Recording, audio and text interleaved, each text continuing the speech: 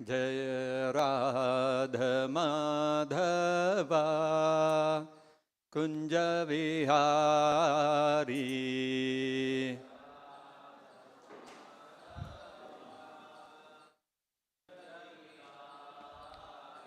जय राधा माधवा कुंज विहारी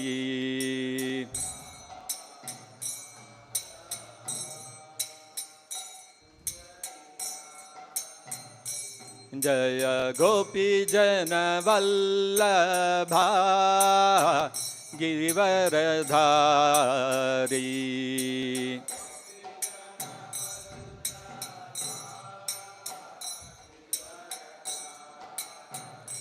जय गोपी जन वल्लभा गिरिवरधारी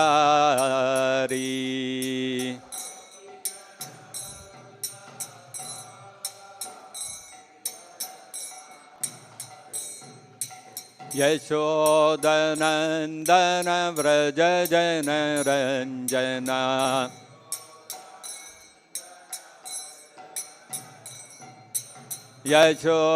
यशोदनंदन व्रज जन रंजना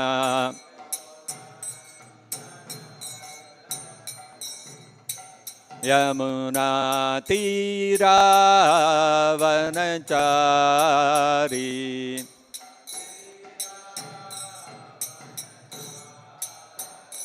यमुना तीरा वनचारी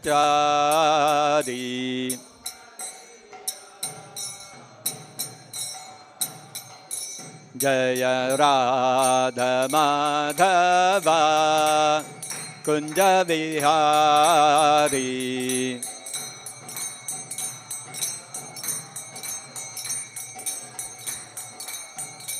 जय गोपी जन वल्लभा गिरिवरधारी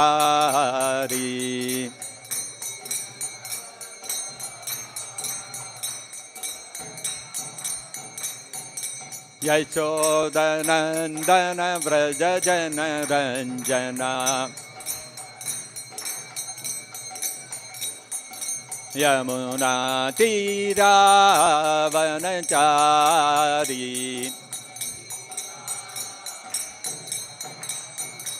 यमुना तीरा वनचारी जय राधा माधवा कुंज विहारी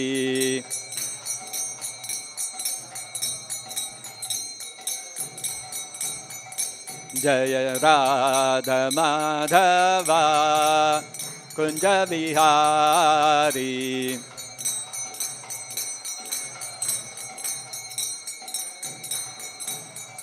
जय कृष्ण रुक्मिणी जय सत्यभामा कृष्ण रुक्मिणी जय सत्यभामा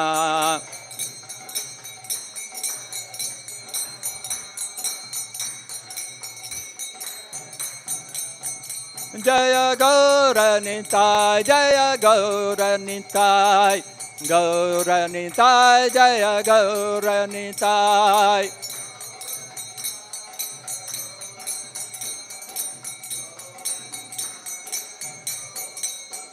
जय विश्वगुरु श्रील प्रभुपादा विश्वगुरु श्रील प्रभुपादा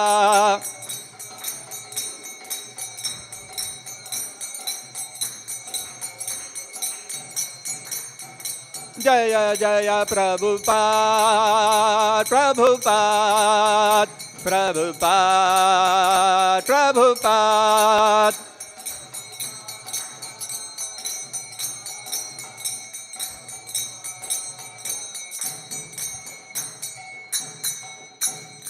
जय विष्णुपाद परमहंस परिव्राजकाचार्य अष्टोत्तर शत श्री श्रीमद इस डिवाइन ग्रेस विश्वगुरु ऐसी भक्ति वेदांत स्वामी श्रील प्रभुपाद की जय जय विष्णुपाद परमहंस परिव्राजकाचार्य अष्टोत्तर शत श्री श्रीमद इस डिवाइन ग्रेस श्रील भक्ति सिद्धांत सरस्वती गोस्वामी महाराज की जय अनंत कोटि वैष्णव वृंद की जय। प्रेम से कहो श्री कृष्ण चैतन्य प्रभु नित्यानंद, श्री अद्वैत गदाधर श्रीवासादि गौर भक्त वृंद की जय। ग्रंथराज श्रीमद्भागवतम की जय। श्री श्री कृष्णा रुक्मिणी सत्यभामा की जय। श्री श्री गौरनिताय की जय। विश्वगुरु शील प्रभुपाद की जय। निताय गौर प्रेमानंदे हरि हरि बोल। ओम नमो भगवते वासुदेवाय। ओम नमो भगवते वासुदेवाय। ओम नमो भगवते वासुदेवाय।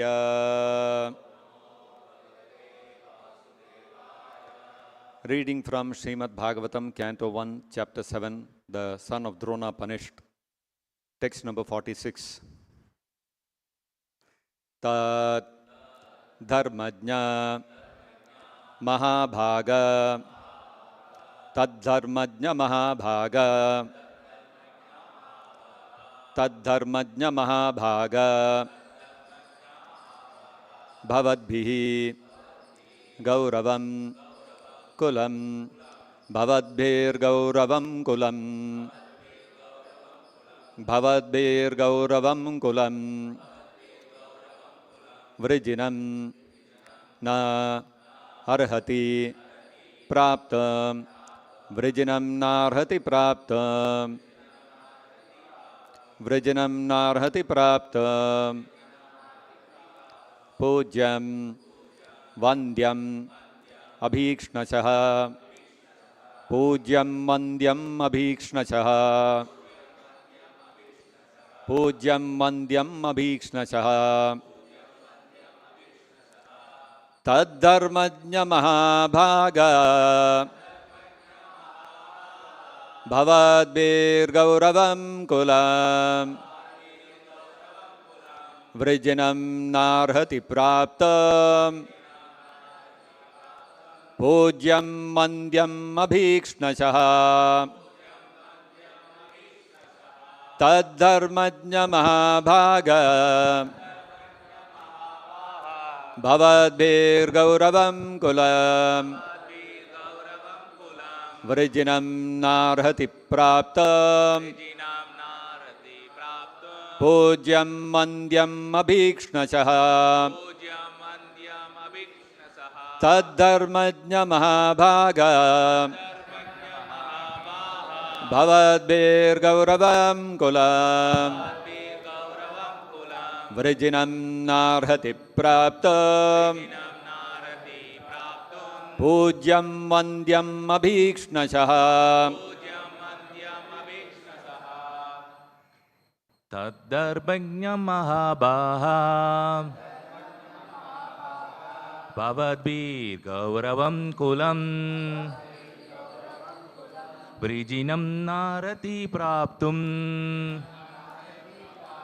पूज्यं वन्द्यम् अभीक्ष्णशः तद्धर्मज्ञ महाभागा भवद्भिर्गौरवं कुलं वृजिनं नार्हति प्राप्तुं पूज्यं वन्द्यम् अभीक्ष्णशः तद्धर्मज्ञ महाभागा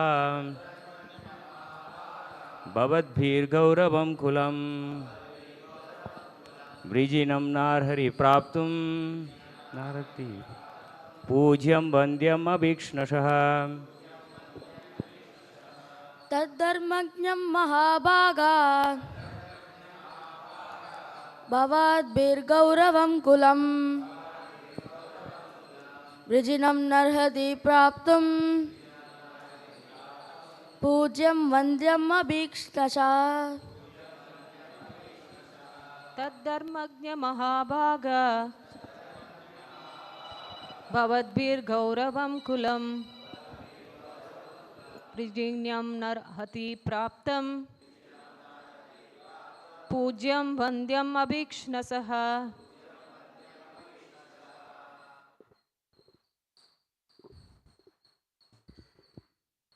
Tat. Therefore, Dharmajna, one who is aware of the principles of religion,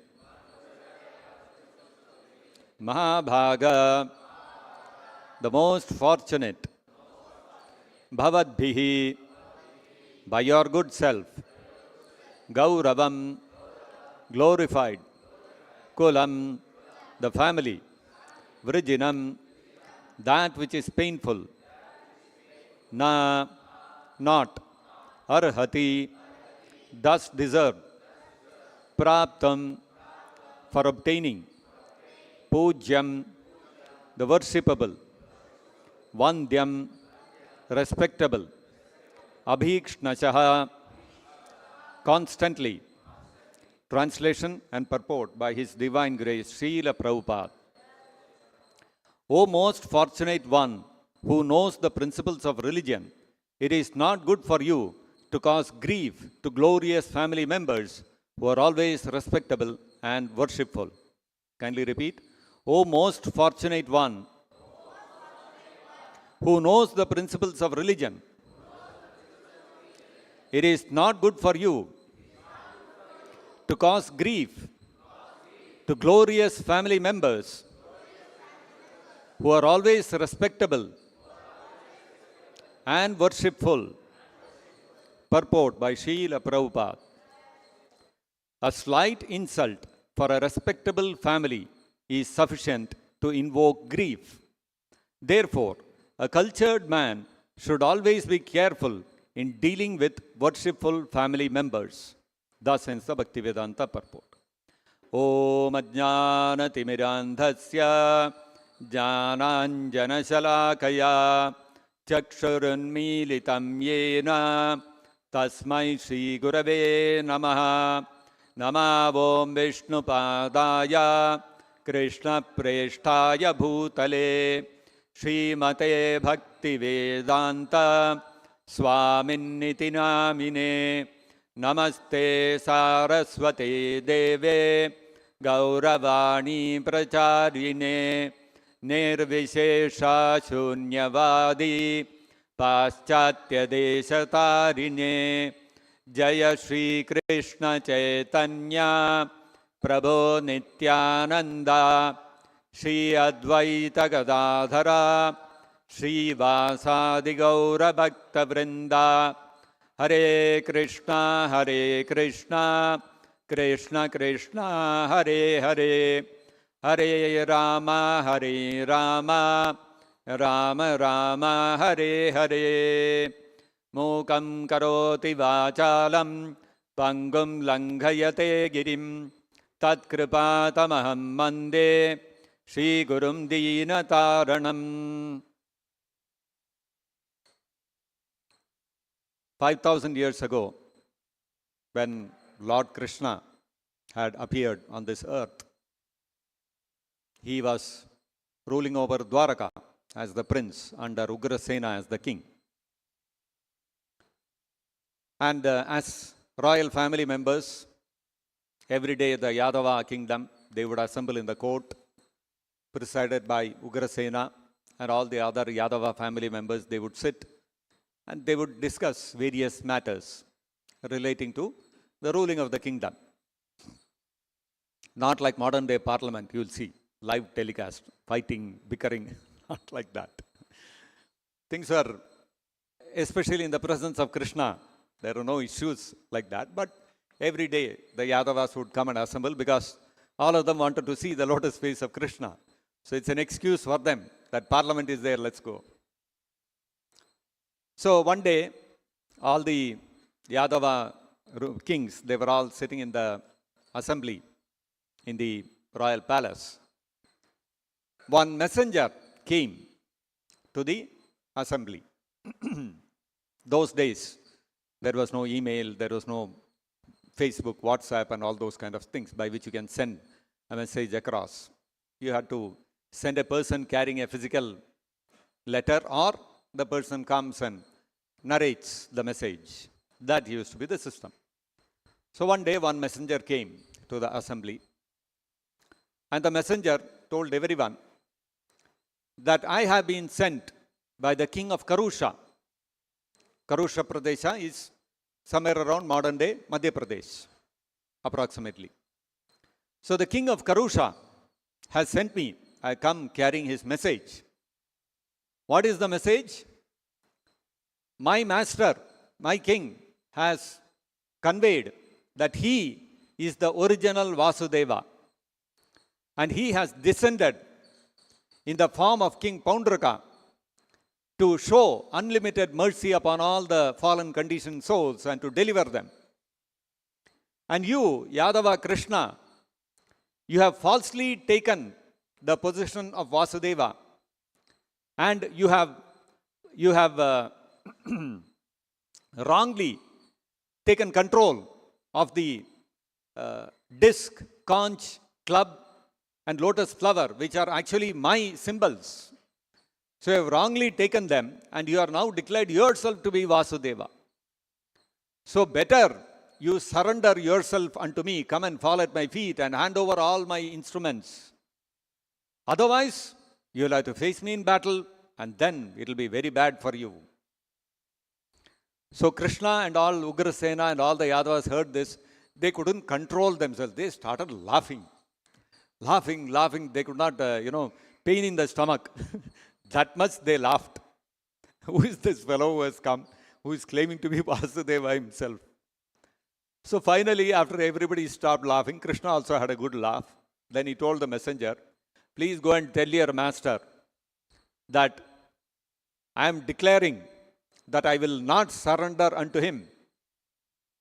And you want my disc and conch and all these things? I will come and meet you in the battle. And at that time, I will send forth my disc, which will cut off your head.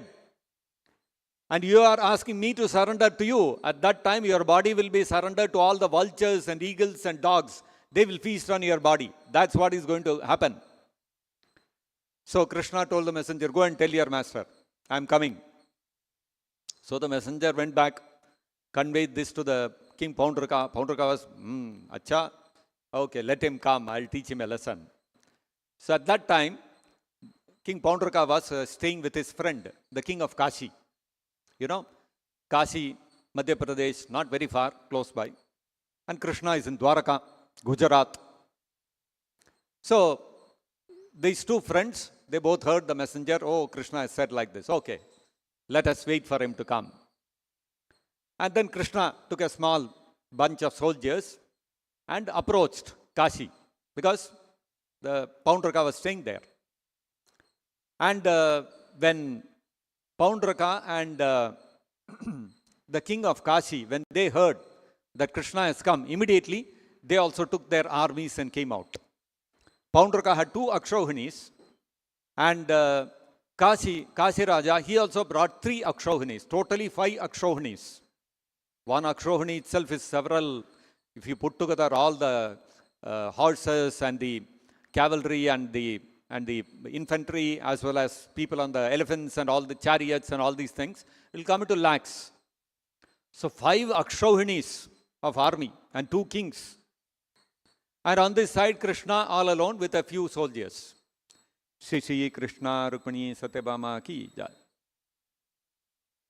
So the moment Krishna saw Paundraka had attached 2 extra arms behind his back. You know, sometimes we have drama, we play drama, and Brahma will come on the scene.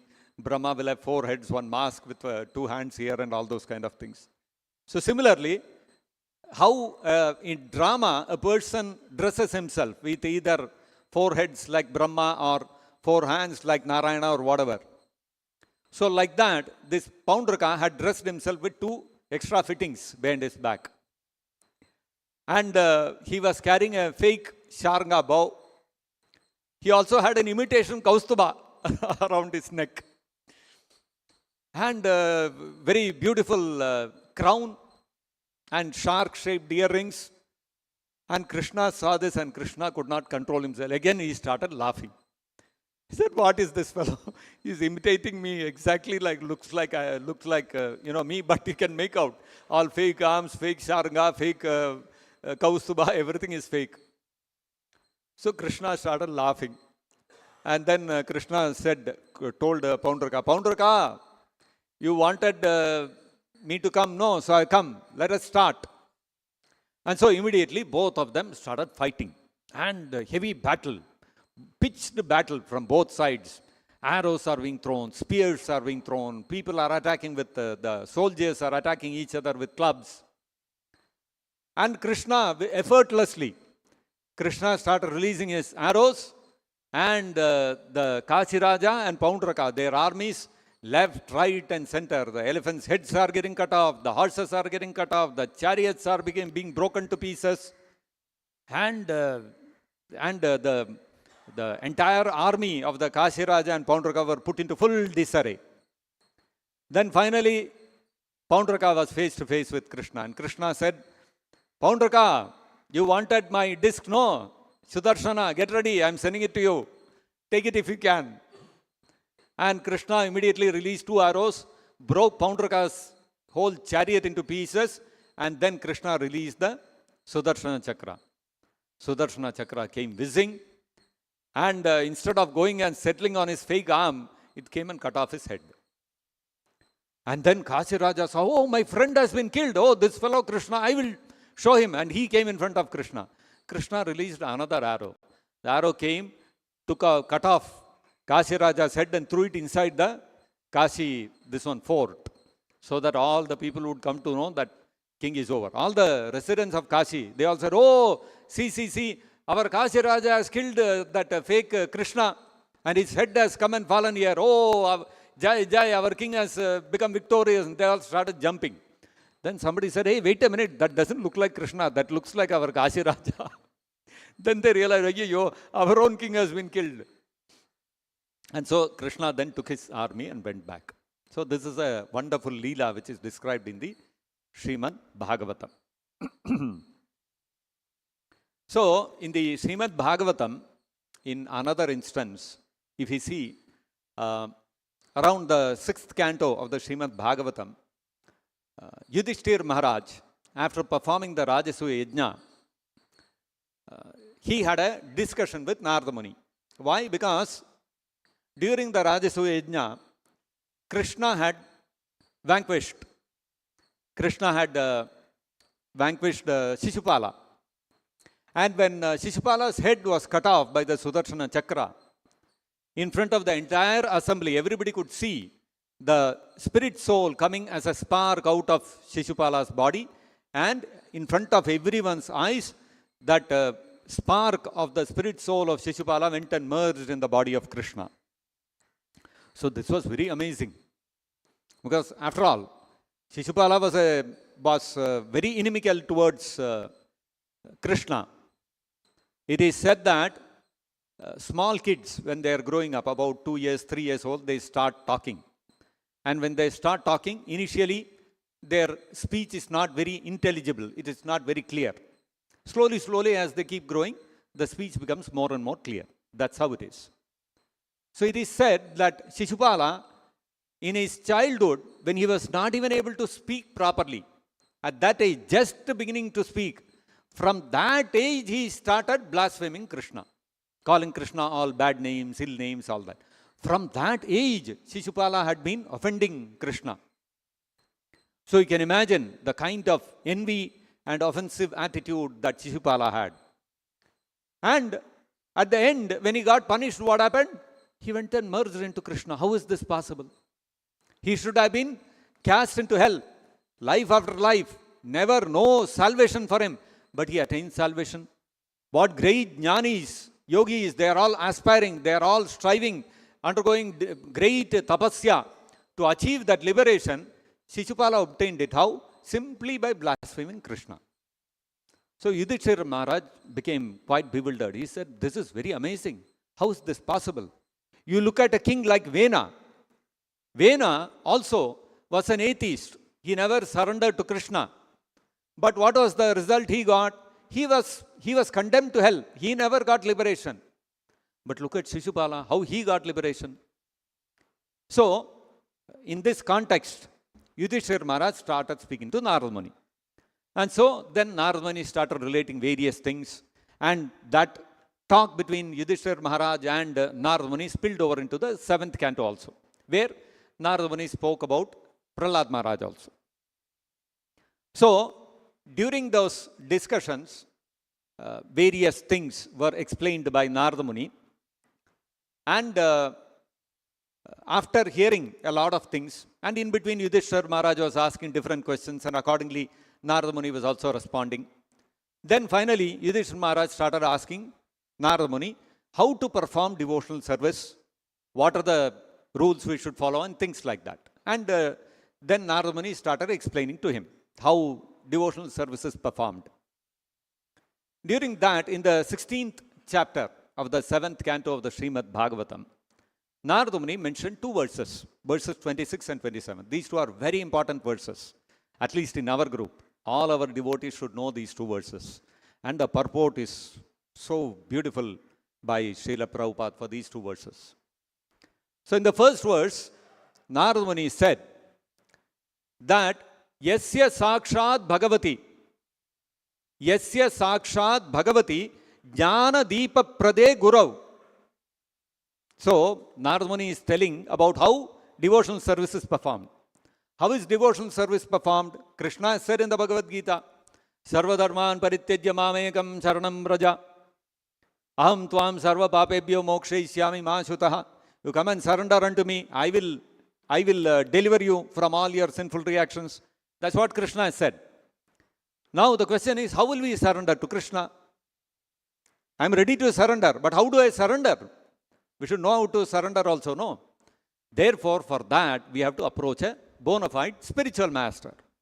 Without getting a pure devotee as a Diksha Guru, we will not know how to surrender to Krishna. We will not even know that we have to surrender to Krishna.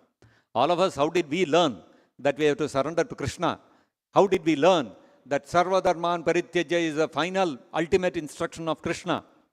I mean, some of us or many of us would have read Bhagavad Gita earlier also. But until we read Prabhupada's Bhagavad Gita, we didn't realize this is the ultimate instruction of Krishna. So therefore, how to surrender to Krishna, how to perform devotional service? You have to surrender to the pure devotee, Diksha Guru. By surrendering to a pure devotee and taking Diksha from him, taking initiation from him, that is the way you surrender to Krishna. So therefore, Narada Muni said, Yasya Sakshat Bhagavati Jnana Deepa Prade Gurav. That Guru who is Jnana Deepa Prade, he is the one who lights the lamp of knowledge in our hearts. We also chant, no, that famous verse. Ajnana Timirandasya Jnananjana Salakaya Chakshurunmilitam Yena Tasmai Shri Gurave Namaha. Guru is the person who lights the lamp of knowledge in our heart. Jnana Deepa Prade Gurav. The Guru who lights the lamp of knowledge in our heart. How is he to be treated? When we surrender to such a Guru, how should we look upon that Guru? Yasya Sakshat Bhagavati. We should look upon him as Sakshat Bhagavan. He is as good as Krishna himself. In the morning Guru Ashaka prayers also we sing. What do we sing? Sakshat Haritvena Samasta Shastrair. So you see our Acharyas, how beautifully in all their bhajans, in all their verses that they have composed, how they have captured the essence of the scriptures. The scriptures, Sakshat Haritvena Samasta Shastraihi. So Samasta Shastrai, by all the Shastras it is declared that the Guru, who is a pure devotee and whom you surrender unto by taking initiation from him, that Guru is Sakshat Haritvena, to be treated as good as Krishna himself. This is the declaration of the scriptures. So where in the scriptures is this stated? The Srimad Bhagavatam, it is right there, 7th canto, 16th chapter, 26th verse. Yasya Sakshat Bhagavati Jnana Deepa Prade Gurav. That Guru who lights the lamp of the knowledge has to be treated by his disciple as good as Krishna, Sakshat Bhagavati. And not only that, the Narada Muni also stated that Martya Saddhihi. On the other hand, if the disciple, instead of seeing the Guru as good as Krishna, if he sees him, martyasadhihi, with a intelligence, thinking, comparing martya asadhihi with a asadhi meaning with perverted intelligence. Martya, if he looks upon the Guru like an ordinary person, then what happens? Shrutam sarvam kunjara shauchavat. He may be a very learned scholar. He may be on the Shastra board. He may be one of the Shastric scholars. He may quote Shastra left, right and center. But all his learning, all his erudition is kunjara shauchavat. It's like elephant taking bath. Why? Because elephant taking bath, what does it do? We all know. Elephant goes, if you all have seen National Geographic or wherever you would have seen, elephant goes, takes bath, and of course, in my childhood I used to go to Kerala. Kerala is full of elephants, right? We have seen in front of our eyes. Elephant will go to the river, take water, splash on itself, get out of, and sometimes it will lie in the water and the mahout will come, he will scrub the whole body and nicely, bathe it and all that. Finally, the elephant will nicely enjoy the whole bath. A lot of rivers, so river bath is very common for the elephant, it will nicely enjoy. Then it will come out, as soon as it comes out, it will take the mud and pour it on itself. So what is the use of the elephant taking a bath and the mahout, poor fellow, scrubbed the whole body, and this elephant came out, took all the mud and poured it back on itself. What is the use of its taking bath? So similarly, a person studies the entire Vedic scriptures for what purpose? He acquires the knowledge of the Vedas for what purpose? For his own purification and for deliverance from conditioned life. So your entire tapasya, your entire study, all the jnana, all the knowledge, scriptural knowledge that you have gained with so much amount of expending your intelligence and time and energy and taking so much austerities, if with all that, if we consider the pure devotee spiritual master as a common person, then all that is waste. You are again back to the same condition, material condition to life. So, if a disciple considers the spiritual master to be a common ordinary person, then it will create great havoc in his spiritual life. There is no hope for him. Yasya prasadat bhagavat prasadaha. So the whole spiritual life of a devotee is dependent on his looking upon the spiritual master as good as Krishna. Not as Krishna himself, but as good as Krishna.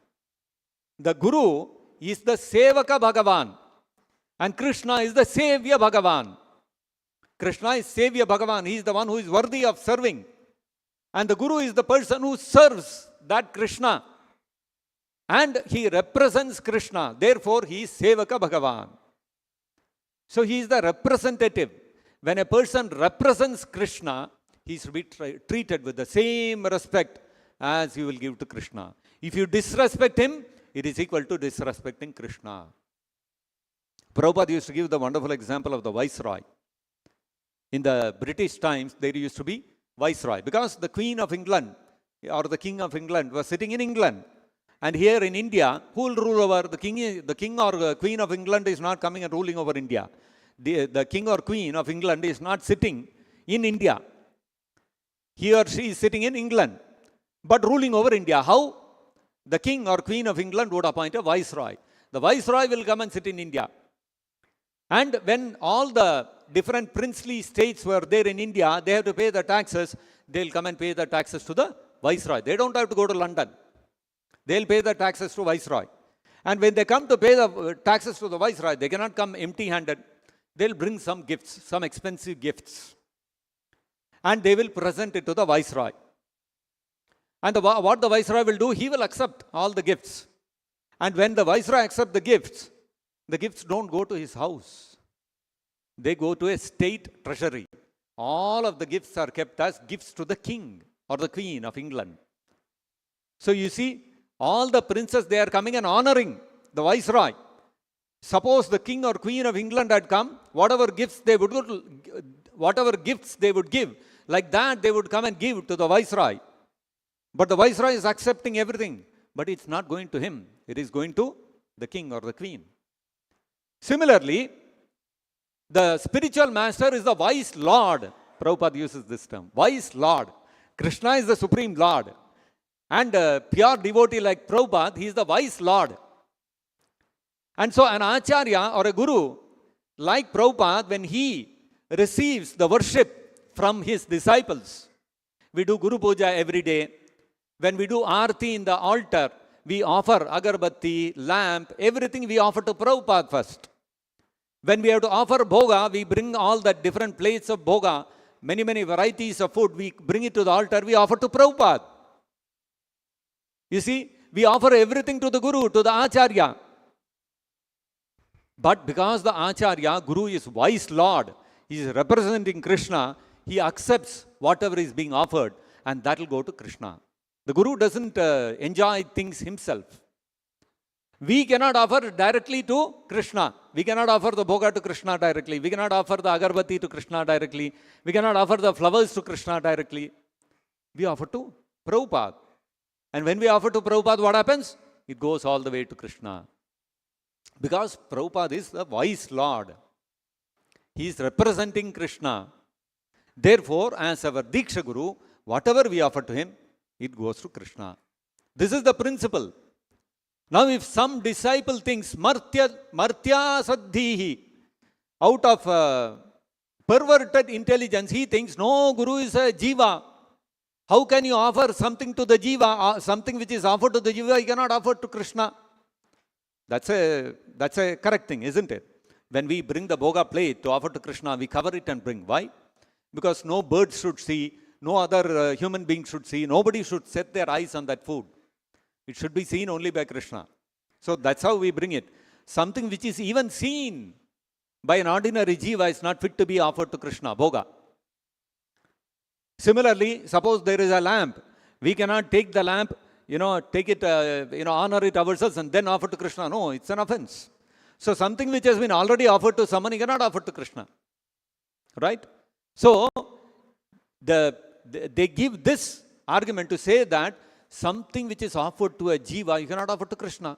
So therefore, you have to offer the arati, you have to offer the bhoga, everything to Krishna directly, and Krishna's prasadam, you give it to the Guru. So, very scholarly people, we have very diligently studied all this one Pancharatra, and therefore we have come to the conclusion that Prabhupada has told everything should be offered to Guru, but that's not the way we have to offer to Krishna. Why? Because Guru is a jiva. You cannot offer whatever you offer to a jiva, you cannot offer to Krishna. Martya Saddhihi. This is called perverted intelligence, considering Sakshat Bhagavati. Prabhupada is to be considered as good as Krishna. You are equating with an ordinary jiva. What will happen? You will have to suffer for the offenses. Your spiritual life will be put into great chaos. So somebody may question that there are many people who may be very close to the spiritual master. Spiritual master is supposed to be Sakshat Bhagavan. Right? So that Sakshat Bhagavati, there are so many people who don't see him as Sakshat Bhagavan. There may be some relatives, like for instance, Srila Bhakti Siddhanta Saraswati Thakur, the spiritual master of Prabhupada. He had a brother, and that brother said, no, what my brother said is all wrong. I don't accept him. I don't accept the disciplic conclusion, the chain of Guru Parampara that he has given. So he differed from him. He did not accept whatever Bhakti Siddhanta Saraswati Thakur said as to be accurate, because he is Sakshat Haritvena. So whatever he says must be correct. No, he did not agree. So there may be some family members who don't see you as Sakshat Haritva, who don't see our Guru as Sakshat Haritvena. Like even Prabhupada's family, his own wife, children, they may not have seen him as Sakshat Haritva. So they did not see as Sakshat Haritvena. So what is wrong if disciples don't see him as Sakshat Haritvena? In fact, there were so many disciples who were with the Prabhupada, 1965 to 77, who did not see Prabhupada as Sakshat Haritvena. They treated him as like a common mortal.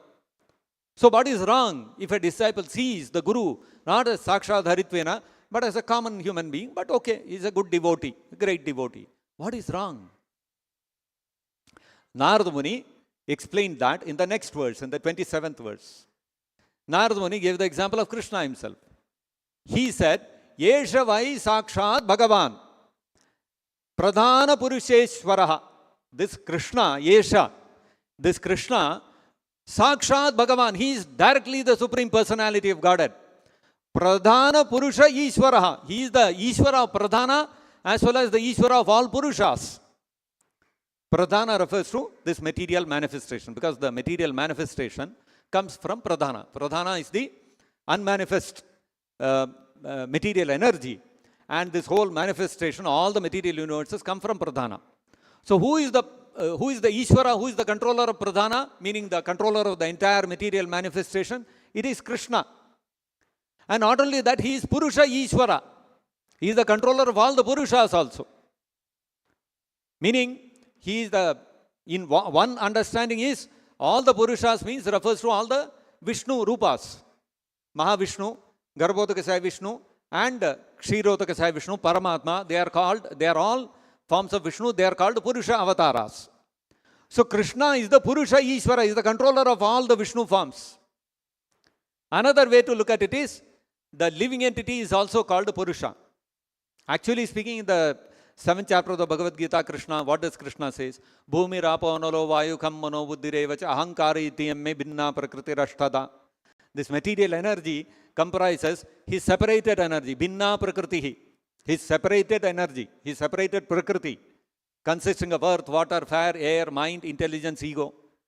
Right? This is one energy. Then Krishna said that apareyam tu itas tvanyam prakriti vidhime param jiva bhutam mahabaho yayedam dharyate jagat.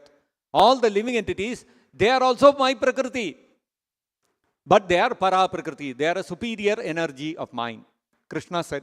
So all the living entities are prakriti. The only Purusha is Krishna. But the jivas are also called Purusha. Why?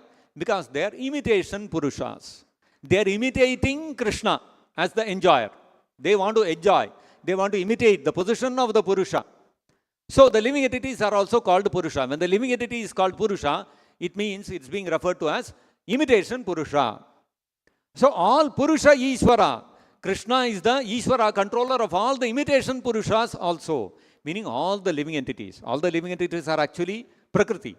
None of them are Purusha. None of them are male in that sense. All living entities belong to whether man, woman, animal, bird, insect, plant, tree, all of them belong to the category of Prakriti. Whereas Krishna, the Supreme Personality of Godhead, he alone is Purusha. He alone is the original male. But still, the living entities are also referred to as Purusha, because whether man or woman, animal, whoever it is, all of us are trying to become the Purusha. Whereas we are actually Prakriti. So therefore, Purusha Ishvaraha. So Krishna is Yeshavai Bhagavan Sakshat. He is the Supreme Personality of Godhead himself. And Pradhana Purusheshwaraha, he is the master of material nature as well as all the living entities as well as all Vishnu forms. And that Supreme Personality of Godhead, Yogeshwarair Vimrigyangrir, his lotus feet are searched for by the great yogis in meditation. They are searching out in the heart. Where is that lotus feet of the Paramatma? They are all searching.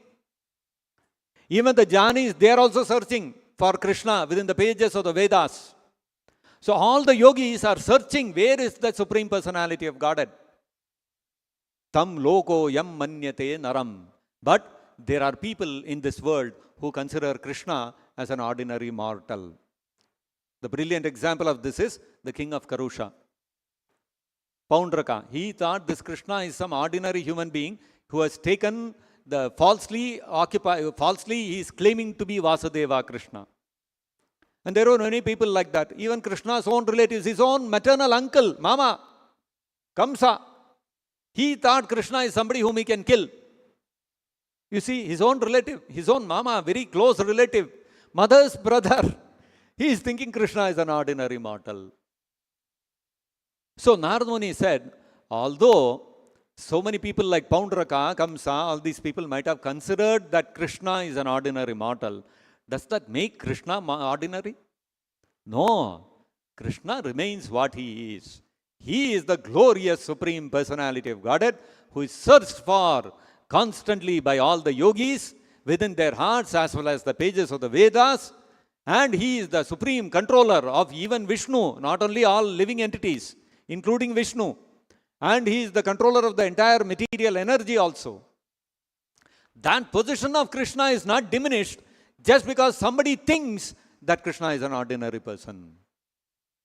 Similarly, if somebody thinks that the representative of Krishna is an ordinary person, that does not diminish his position. So somebody thinks Prabhupada is an ordinary person. It may be his relatives or it may be even his own disciples who think that no, Prabhupada said that we have to offer everything to Acharya, but we studied the Pancharatra, we figured out, no, we cannot offer to Guru, we have to offer to Krishna directly. Just because some of his Prabhupada's disciples felt that he is an ordinary person, that does not diminish Prabhupada's position as the pure devotee representative of Krishna, Sakshad Haritvena. That does not diminish Prabhupada's position. And some of the disciples, they thought, just like Poundraka thought, that I can imitate Krishna, they also imitated Prabhupada. Even now they are imitating, that we will become Diksha Gurus. If Prabhupada can become Diksha Guru, I also can become Diksha Guru. Poundraka thought, if this Krishna can claim he is Vasudeva, I can also claim. What is there? Fit two arms and take one bow and make it exactly look like Sharanga and tell one jeweler to make one Kaustuba. I am also Krishna, I am also Vasudeva. So like that, they are thinking, okay, I will also call myself as Diksha Guru. I will also sit in one big Vyasas and make all my disciples pour milk and honey on my feet. Not lotus feet, but whatever feet. And I also become Diksha Guru. That does not diminish Prabhupada's position. Poundraka imitating Krishna did not diminish Krishna's position. On the other hand, what happened? Eventually, Poundraka bit the dust. He fell. And when he fell, what happened? Krishna's glory increased. That's why Bhagavatam is describing that. See that Poundraka, that fellow, he wanted to imitate Krishna, finished, gone to the dust. Krishna is glorified. See, Krishna is Supreme Personality of God. Nobody can imitate him. Nobody can try to even dream of taking his position, isn't it? Similarly, if Prabhupada's disciples try to imitate Prabhupada and take the position of Diksha Guru and fall down, that is not diminishing the glory of Prabhupada. It is enhancing the glory of Prabhupada. See, our Prabhupada, our Diksha Guru, our Guru Maharaj Prabhupada is so glorious, he is Sakshadaritvena, nobody ever even comes close to him. Nobody can imitate him, impossible. That is our glorious spiritual master. You see? So, we have to understand that such a personality, who is an Uttamadhikari, who is sent by Krishna directly, these are the words used by Prabhupada. In the Chaitanya Charitamrita, Prabhupada uses these words. That the spiritual master is sent by Krishna. Not that you have a market of 100 gurus and you can go around and assess each one of them and choose. I've got so much choice. 100 gurus, I can choose whichever one I want. It's not like that. You look at Dhruva Maharaj, he did not get a choice of 100 gurus and out of them he chose 1, 2, 3, reject all of them. Narada Muni, you become my guru. Diksha Guru is not so cheap, yaar.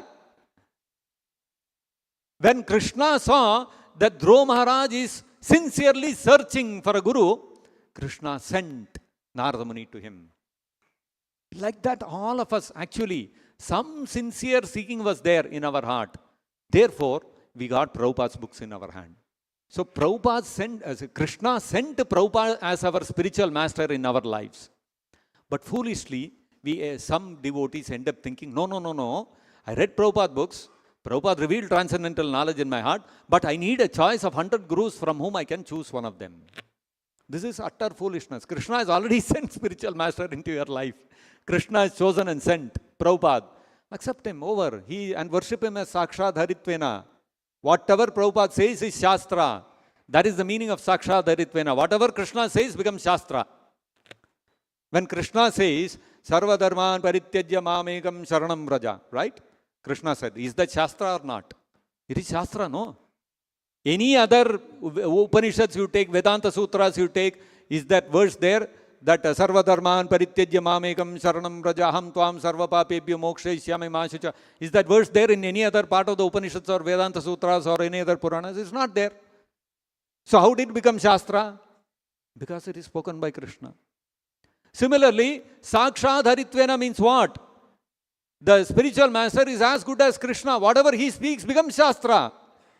Prabhupada, if he gives a July 9th order saying Ritvik system has to be implemented, Prabhupada doesn't have to give reference from Shastra to back up. He has said means it is Shastra. Over. Period. The duty of the disciple is to take it as Shastra and follow it. That's it. Not question. Prabhupada, you gave me this order. Now please tell me, give me the reference of Shastra, otherwise I cannot follow.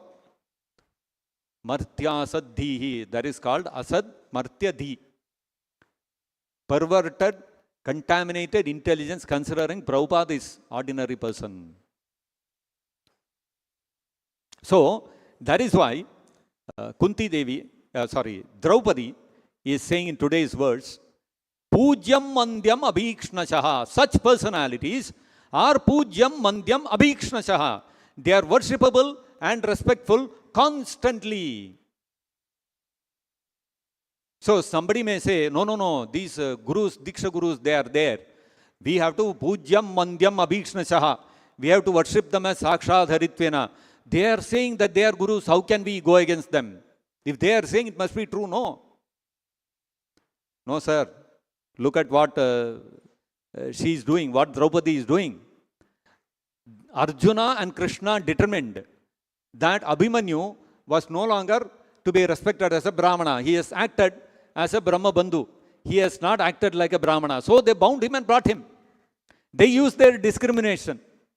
But as Prabhupada explained in the previous verse, Vama Swabhava, because of her sentimental nature, Draupadi is saying, no. Dharmajna Mahabhaga. Oh Arjuna, you know, you are a Dharmajna. You know religious principles very well. Bhavadbir Gauravam Kulam. Vrijinam Narhati Praptum. Dronacharya's Kula, his family. The Prabhupada says the Vedic concept of family is not the modern day concept of family, nuclear family. Husband, wife, children, that's it. No, that's not family. According to Vedic concept, family means the whole dynasty. The whole dynasty, at least up to 7 generations. Today, who knows about 7 generations?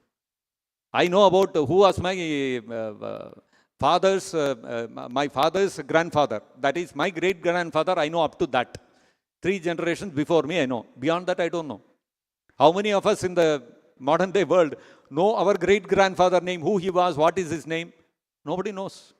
Very few people will know. Why? Because family means husband, wife, children, that's it, family.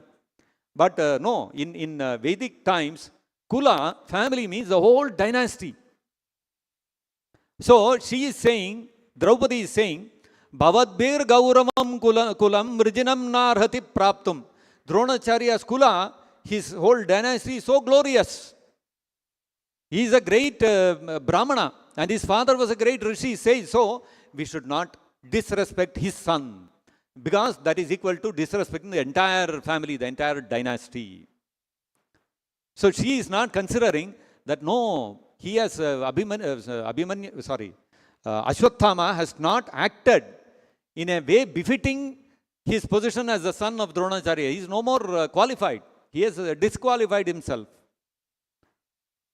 So like that, if somebody is a disciple of Prabhupada, and he artificially takes the position of Diksha Guru, he is no longer to be Pujyam Mandyam Abhikshnashaha. No. You are an impostor. You are imitating Prabhupada. You are not to be respected as Sakshat Haritvena. You are not Pujyam Mandyam Abhikshnashaha. No. We have to use our discrimination. We have to use our intelligence. We should not become Vama Swabhava. So when we speak of Kula, there are 2 kinds of Kula. There are 2 kinds of dynasties. One is the Seminal dynasty, fathers, like that. That is one dynasty. When we become devotees, when we take Diksha, our Kula becomes not our parental heritage. Our Kula, our dynasty becomes our spiritual master's heritage. Our spiritual master's succession. That becomes our Kula. So if you see in our Kula, what is our Kula? Our Kula is the 32 people in the Parampara that Prabhupada has given. So that is our Kula now. Why? Because we have accepted Prabhupada as our Diksha Guru. So now that becomes our Kula.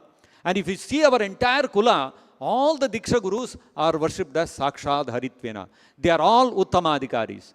They are all great pure devotees. No question of anybody other than less than Uttamadikari becoming a Guru.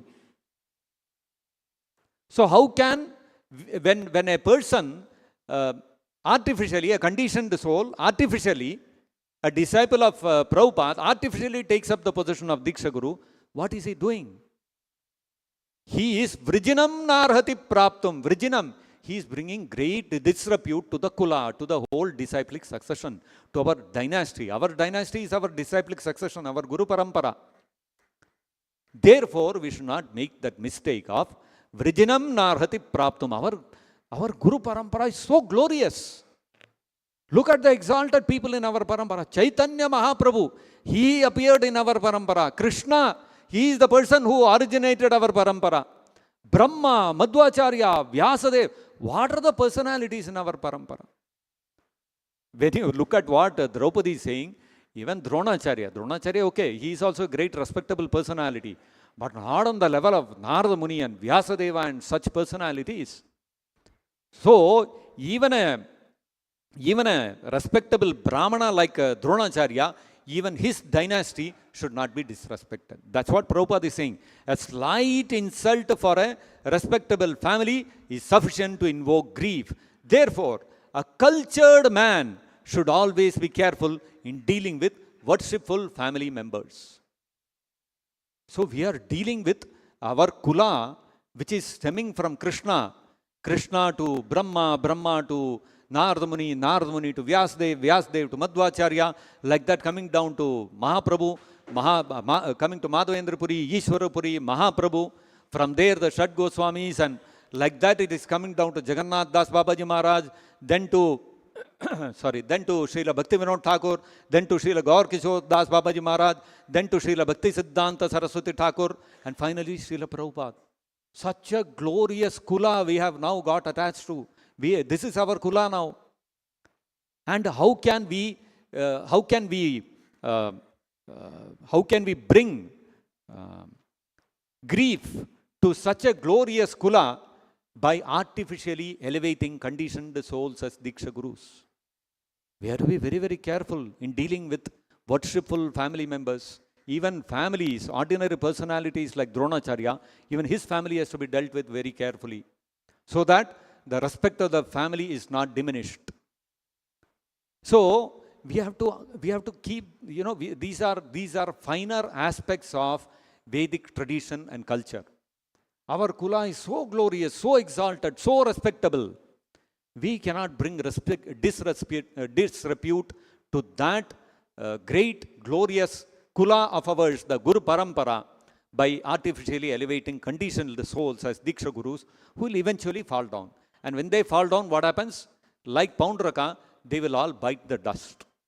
But when they do that, it's not bringing disrepute to the Kula. It is actually enhancing the glory of Prabhupada. We understand how Prabhupada's position cannot be imitated. So, these are some of the things which we can understand from today's verse. If there are any questions or comments, we can quickly take one or two questions or comments. Anybody has anything to say or add? Most welcome.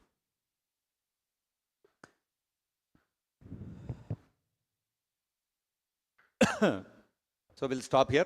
Grantaraj Srimad Bhagavatam ki jai, Vishwaguru Srila Prabhupada ki jai, Nitai Gaur Premanande Hari Hari Bol.